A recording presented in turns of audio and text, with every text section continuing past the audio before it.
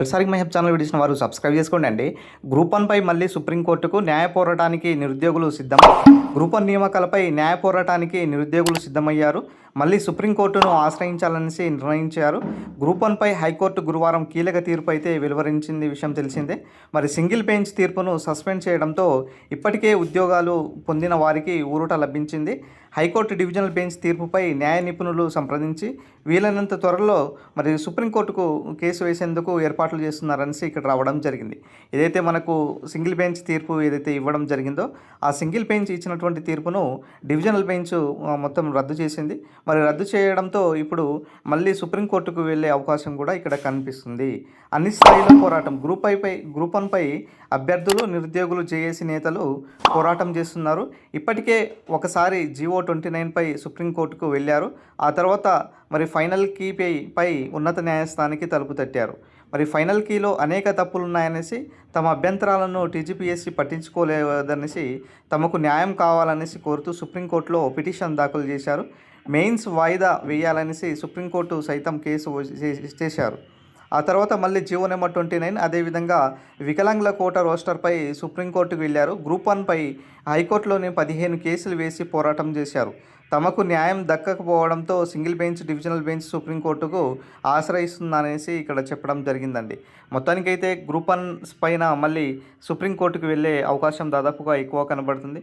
అదేవిధంగా మనకు రాష్ట్రంలో ఏదైతే డివిజనల్ బెంచ్ కేసు ఏదైతే కొట్టివేయడం జరిగిందో దీనిపైన మళ్ళీ సుప్రీంకోర్టుకు వెళ్ళే అవకాశం ఉన్నదనేసి నిరుద్యోగులకు ఇక్కడ తెలుస్తుంది. న్యాయ పోరాటానికి నిరుద్యోగులు సిద్ధమవుతున్నటువంటి సిచ్యువేషన్ అయితే కనబడడం జరుగుతుంది. అంటే ఏదైతే సింగిల్ బెంచ్ దాదాపుగా 6 నెలలు ప్లస్ 2 మంత్స్ రాయడానికి టైం పట్టిందో మరి దాదాపుగా అవన్నీ కూడా అనుమానాలే తప్ప ఏది కూడా క్లారిటీ లేదు అనేసి మరి డివిజనల్ బెంచ్ కూడా ఇక్కడ స్పష్టం చేయడం జరిగింది. కాబట్టి మరి డివిజనల్ బెంచ్ ఇచ్చినటువంటి తీర్పు మళ్ళీ రిపీట్ అవుతుందా లేదా సింగిల్ బెంచ్ ఇచ్చినటువంటి తీర్పు రిపీట్ అవుతుందా అన్న దానిపైన మరి గ్రూప్ 1 పైన మళ్ళీ మనము చూడాల్సినటువంటి పరిస్థితి అయితే ఏర్పడడం జరిగింది. మరి ఫైనల్గా సుప్రీంకోర్టులోనే అంతిమ నిర్ణయం ఉండే అవకాశాలు కూడా దాదాపుగా ఎక్కువ కనబడుతున్నాయి. మరి ఈ నేపథ్యంలో నిరుద్యోగులు మరి మీ ప్రిపరేషన్ను కంటిన్యూ చేసుకోవడమే చాలా ఉత్తమం అండి. ఎందుకంటే మరి వన్స్ తర్వాత ఈ కేసు ఒకవేళ డిస్మిస్ అయినా లేకపోతే మళ్ళీ ఎగ్జామ్స్ నిర్వహించాలన్నా కూడా మళ్ళీ ప్రిపరేషన్ అనేది చాలా మస్ట్ ఇంపార్టెంట్. కాబట్టి మీ ప్రిపరేషన్ను కంటిన్యూ చేసుకోవడము చాలా ఉత్తమం అండి. మరి ఏదైనా సరే అభ్యర్థులు మీరు దీనిపైన దృష్టి పెట్టుకొని చదువుకోవడం చాలా మోస్ట్ ఇంపార్టెంట్.